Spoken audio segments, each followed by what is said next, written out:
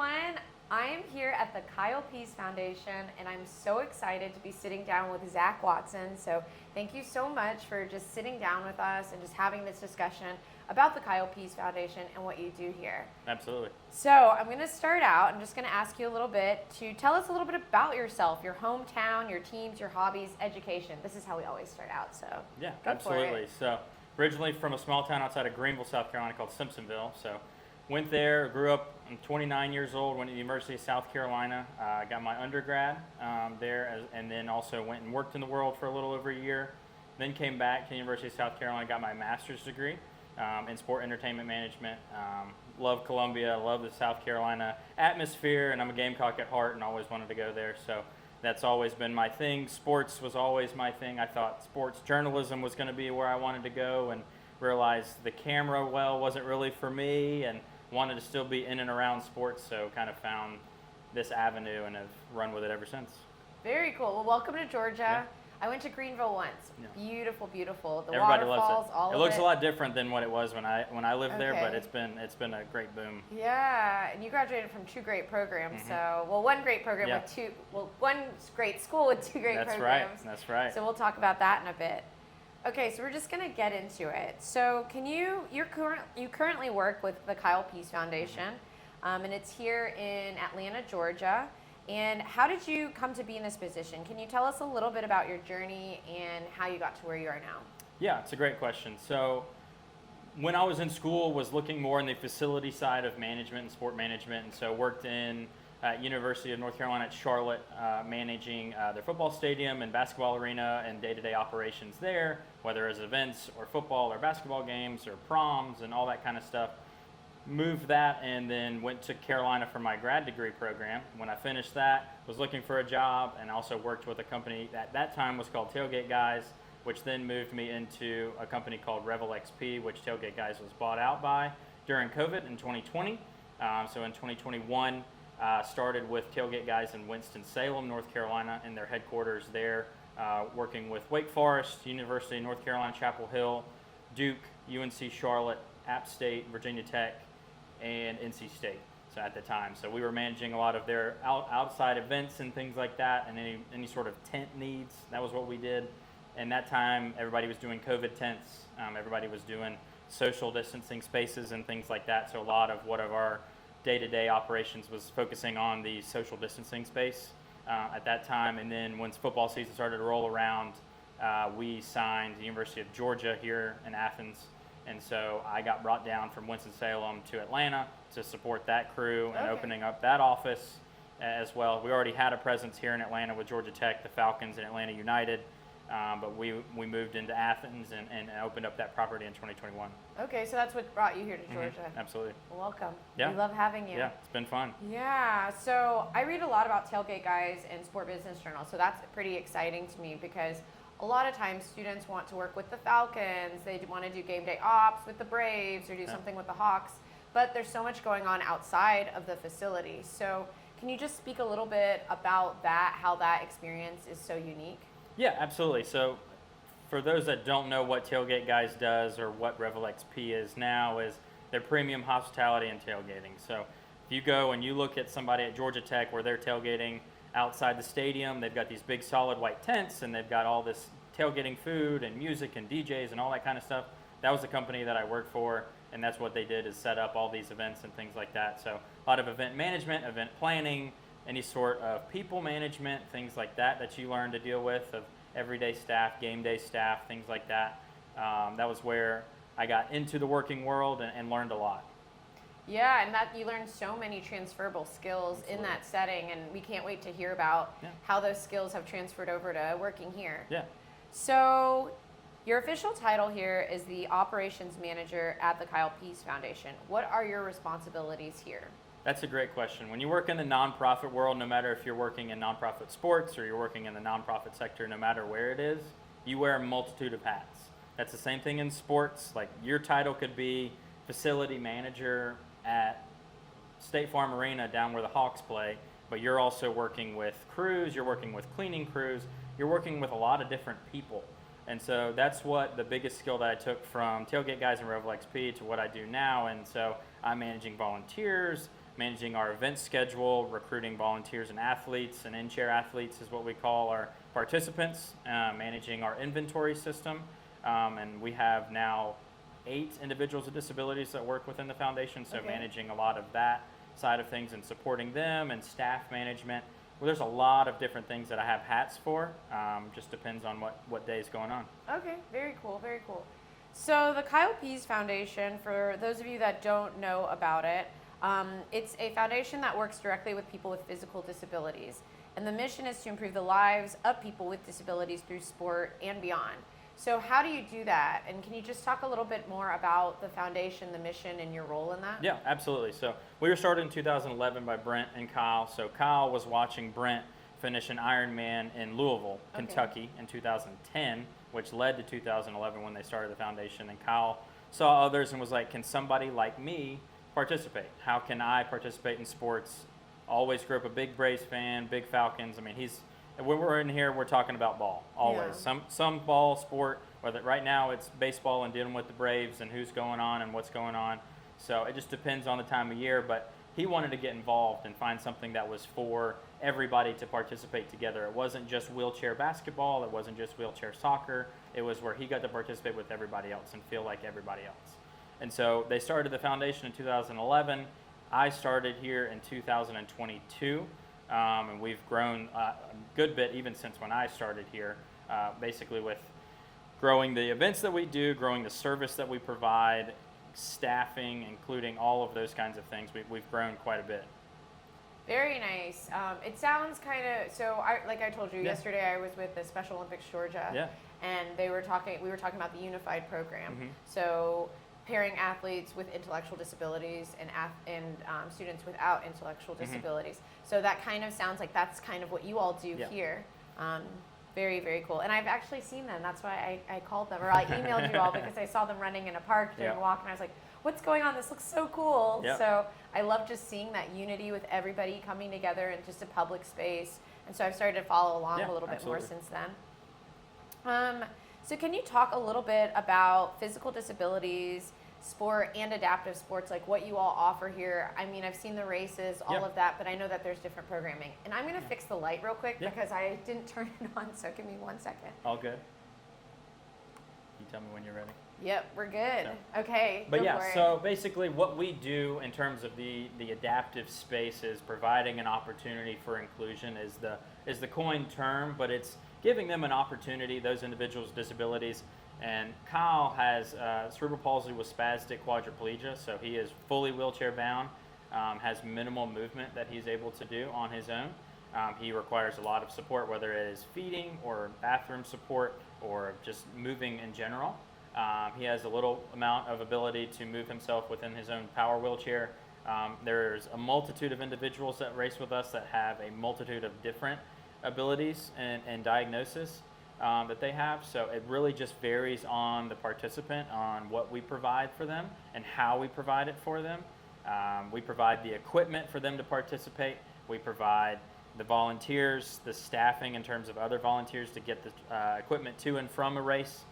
We set up all of the logistics of getting bibs taken care of, them to have a race shirt, to them to have all of those things. We try to make this a turnkey operation for them, and they've got enough going on in their everyday life that we don't want this to be a challenge and another barrier for them not to participate. So you always find a way to make it work. We do our best. Okay. We do our best. Okay. Very nice. Very nice. And so how many athletes do you think you work with, like about? In a span of a year, last year we served 150 different individuals with disabilities across, I think we said 16 states last year, but most of them are Metro Atlanta focused. Okay. We do a handful of events outside of Metro Atlanta or the Southeast, but most of our events are focused in the Southeast in kind of either Chattanooga area or here in Metro Atlanta. Okay, so we're lucky to be here in Metro Atlanta for those of you that are here. Because we have such great opportunities like the Kyle Pease Foundation and, like Zach, just doing so many amazing things. So you all have done an Ironman, right? I have not. I have supported them. Okay. They've also got the first time that they went to Kona, Hawaii, the World Championship Ironman. For those that are not familiar with what an Ironman triathlon is, it is a 2.4 mile swim, it is a 112 mile bike, and then it is a marathon to finish it. So it is no slouch as finishing an Ironman. And for Brent and Kyle to participate, it requires Brent to pull Kyle in an inflatable kayak for 2.4 miles. It requires him to push basically on this man-made trike that we have for Kyle that is specifically for him, that is aerodynamic, where he is almost inverted to a certain extent, to where his feet are above his head. I'll share some photos as well, that way you can share with the class as well, yeah. so that you can show that. But basically it is a very monstrosity. It's probably, with both of them in the bike, it's over 300 pounds for the bike portion for 112 miles, and then we have a special made race chair, which you can see on the photo potentially there. I'll share some other photos as well from our second trip to Kona back in October to break the unofficial world record in a push assist division at the Ironman World Championships. That is a beautiful photo, by the way. Yeah, it's a world-renowned, I forget the name of the lady, but she is a world-renowned photographer that was out there taking photos that day and just happened to get them right there at sunset. So, wow. Yeah, no, that's like, I have chills seeing that, and then just great. Hearing what it entails. Yeah. So people with physical disabilities face accessibility challenges, in addition to challenges with stigmas, economic inequality, visibility in the media. So can you talk a little bit about that and how you and this organization address that? Absolutely. Kind of combating that? Yeah. So a lot of what we do is just providing a light to an avenue for those that want to participate to get out of their shell.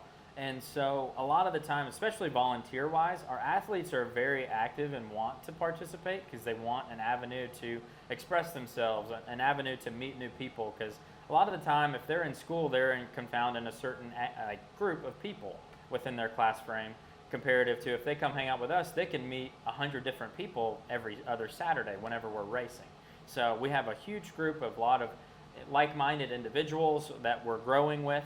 I think the biggest thing too that we provide is just an opportunity, just an opportunity for them to find something new, find something different, whether it's just showing up and just watching a race. We have some that just like, I don't want to race, I don't want to get in the race cheer, but I want to come watch. Yeah. So I just want to support, and I want to watch other people have fun and things like that. So it just depends on what they're looking for. It sounds like it's just all about community. Absolutely. Just bringing everybody together, and you either race, you cheer people on, you help to build this brand, all of that. So Absolutely. Very, very cool. And I felt that when I was in the park that day. Just all the smiles and everybody just running around. And I actually posted it on my social media, and you all reposted it. Oh yeah, we're good about that. You guys are really good. I mean, it was like within a minute. Like I was oh wow, who's on the social media team? Our marketing team was on it that day. Yeah, for sure. And I had so many people in my DMs like, I love the Kyle Pease Foundation. I love it. So everybody feels like you're remarkable. At least my followers do. Absolutely. And they were like, how do I get involved and all of that stuff. So lots of opportunities out there for you all to get involved, which we'll talk about. So you've been a part of so many amazing events with the Kyle Pease Foundation. What's your favorite event and why? Like, what's kind of the... So I have a couple. So it's hard to pick just one. Okay. For what I do in my job, the Publix Atlanta Half Marathon is the biggest event we do every year. So that's roughly 200 to 300 total participants. It's normally the first weekend of March, so it's not warm. This last couple years, it's been sub 40 on race start time. For those that don't know, also know, is most of our individuals in race chairs are not able to regulate their body heat. So when they're not able to do that, it makes super hot days and super cold days that much more agonizing for them to participate. But we had 60 total participants in chair, plus another 200 pushing and running with us this past February, March. As we continue to grow that. That's probably in terms of what we do working-wise. Participation-wise, you can't beat Kona. Hawaii's beautiful no matter the time. I got to participate with our team as I was the transfer crew. I was leading a lot of the logistics and things like that on the backside, but also just being in the water and pulling Kyle out of the water for the swim and getting him on the bike and then transferring him into the race chair for the run. It was just really just great time just to see true athletes like in action. You see so many of these pros that are coming in and out of the water as well, watching them. They're doing some absolutely crazy times for the swim when we're just waiting on our team to come through. But participation-wise, we do the Marine Corps Marathon in Washington, D.C. Me and Kyle are actually going to do that one together this year, this October. So it'll be the first long race we've ever done together. So we've kind of grown accustomed to kind of hanging out and friends, and we've raced a couple times here, there, 5K, 10K stuff. But he was like, hey, it's the last time we're going. Why don't we do it together? And so I was like, you can't tell him no. Yeah. So, but now looking forward to that one. Yeah, I was going to ask you about that, like the training that entails, the relationship building. How do you get people to, I guess, kind of decide like, okay, I want to pair up with this person. Like, how does that all work? A lot of it really just happens naturally. Okay. It really does. And so it's really cool to see a lot of inclusivity in terms of like, there's so much diversity in our group. We have a big inner city group of inner city kids that come and hang out with us and race with us. And they're meeting people that come from all different walks of life, and giving them that opportunity to meet somebody that doesn't look like them or doesn't spend the same amount of time like they do. So for instance, one group is there's a guy, he's a big finance guy out of Alpharetta, and he runs with a guy named Dontavius. And Dontavius had a really hard upbringing, but when he races with David always shows up with a Red Bull, and that gets him going. And like they've created this bond just naturally. I paired them up just by happenstance a couple years ago, and David always wants to run with Dontavius when he races. So it's like those relationships really happen naturally a lot of the time, and people request, and we do our best to make those requests because some people are super popular because they're super fast. Everybody wants to go fast. And so giving that opportunity to meet new people and understand different dialects and different people from different backgrounds, it's very much a melting pot as we continue to grow what we do. Very cool. I feel like that should be a Red Bull commercial or I something. wish. We're working on it. Red Bull gives you wings, right? That's right. That's right.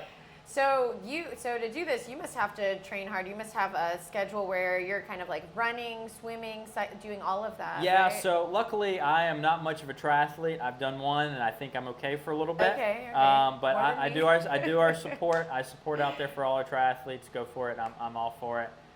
Much more a road runner than for anything. So my training plan kind of varies depending on what's going on. I did a hiking challenge last year for our group. It's called 29029, and basically that is the elevation of Mount Everest. Oh, wow. And so you have, this event is housed all over the country in 2 locations in Canada that they do. Basically, you're hiking the elevation of Mount Everest in 36 hours. Mm-hmm. And so I did my challenge last summer in Jackson Hole, Wyoming. Wow. So beautiful. I did, it was great. I love Jackson Hole. If you've never been, highly recommend it. Summertime, yes. If you're into skiing, obviously you can't go wrong in January, February. But that's another event that I've done with us, and I've done plenty of other local 5Ks and half marathons and things like that. Yeah. But the training just really depends on what's going on. Yeah. To at least try to stay fit. I always say I always have to be ready to run a 10K. Okay. When we come to a race, just because you never know how volunteers are going to show up. Somebody gets sick, somebody gets in a car accident, somebody's kid gets sick. Just really depends on the year. Okay. Are you guys going to do the Peachtree Road Race? We will be at Peachtree in a couple of weeks. We will have, I believe, 20 to 25 teams doing that. So that's actually one of the only competitive push assist races in the country that we have. So you basically have to submit a qualifying time to participate. Anybody that's pushing a male was anything under a 45-minute finished 10K, which is a sub 8. I think it's a sub 8. I think it's actually a sub 7:30 per mile pace. And then we also had the female division, which was a sub 8:30 pace. So very cool. Both moving very fastly. Very, very fast.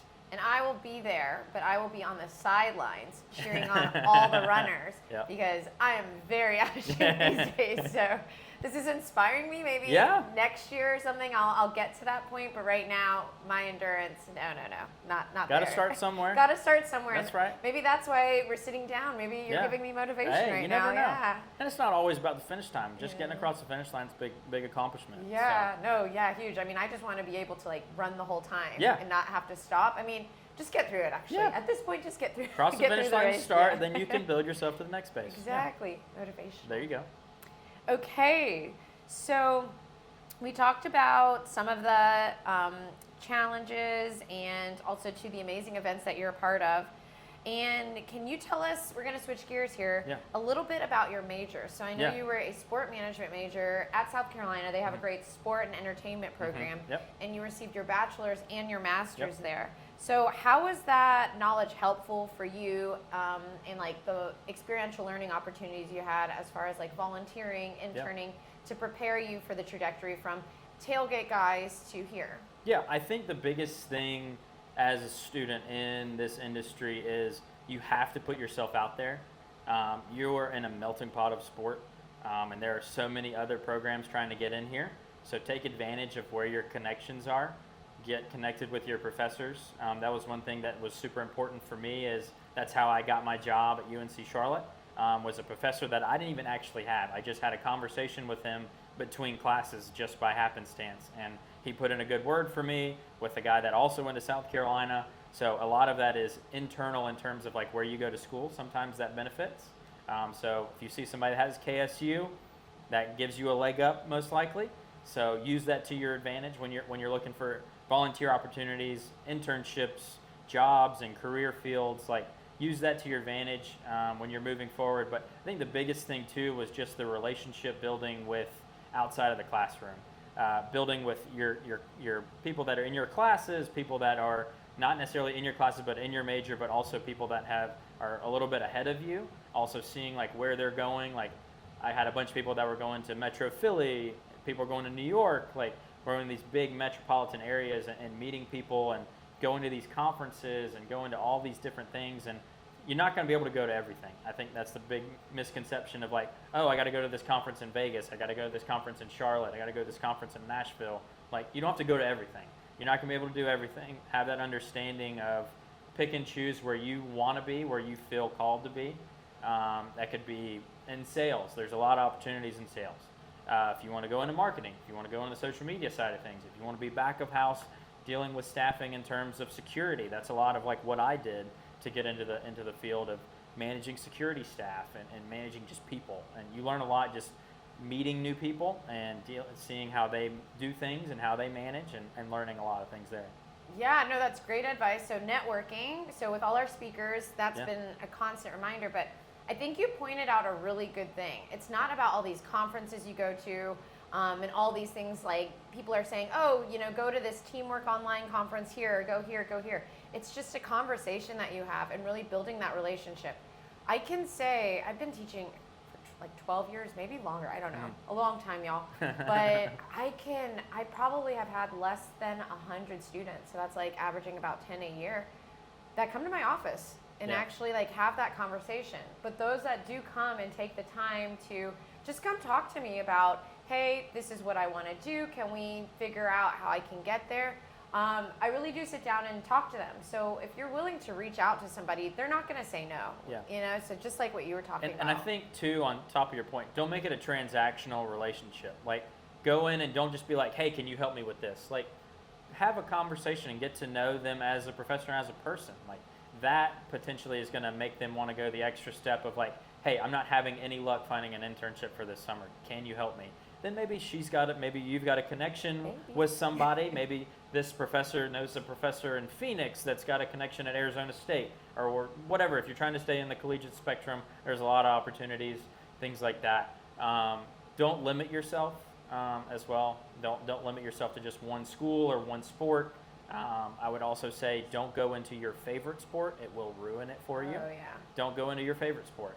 Go for something that may be like your second or third. Because if you are a big football guy or gal and you're at the football stadium 7 days a week, maybe you're like, maybe this isn't for me. So, but you also live and you learn. You find new things and you learn that maybe this isn't for me, but this opportunity here working in minor league baseball is better for me. So. Absolutely, absolutely. And I worked in baseball at one point, and I was like, I love it here, but I also don't love all the games I have exactly. to be here right. for. Right. So I'd rather just, go on bobblehead nights. Yeah, there you go. To the Exactly. games.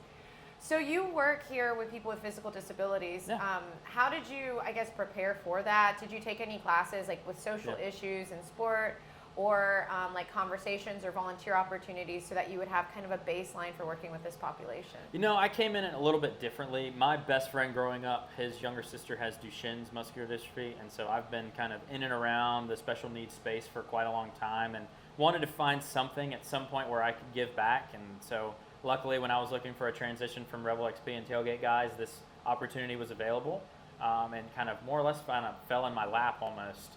just kind of looking for a position, and this was a great opportunity for me and to join and come on with the team and continue to grow the team here at KPF and the Kyle Pease Foundation.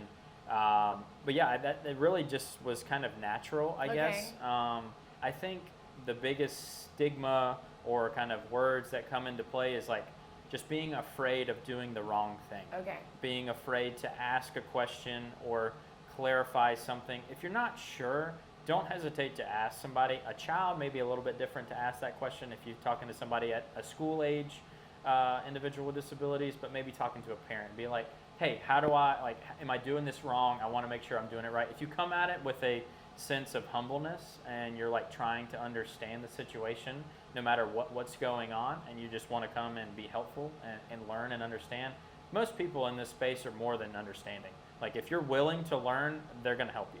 Yeah. So. And everybody has a accommodation that's different. So Yeah, you can't absolutely. just group everybody together and be like, okay, well they all need this or something like that. Absolutely. So that's great advice. Yeah.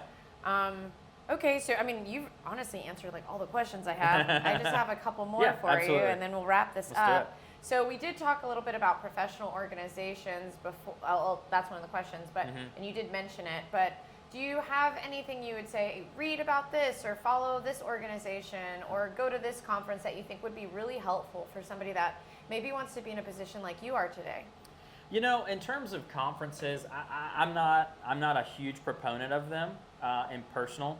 I think you can get a lot out of the networking events and you can learn some things, but I think it just depends on what you're looking for. There are a lot of these marketing and sales conferences that they will get you to go to. I think pick and choose.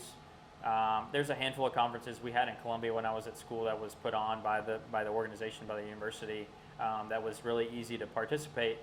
Go what's local. Use local first, and then you can find something. Like if you're trying to get in the music industry, Nashville's the way to go. Like if there's a music industry conference, go to Nashville. If you're trying to get into the entertainment side of things, LA, New York, go to Atlanta. Atlanta's got some too. Some. I agree. Yeah. So Atlanta's still got some too.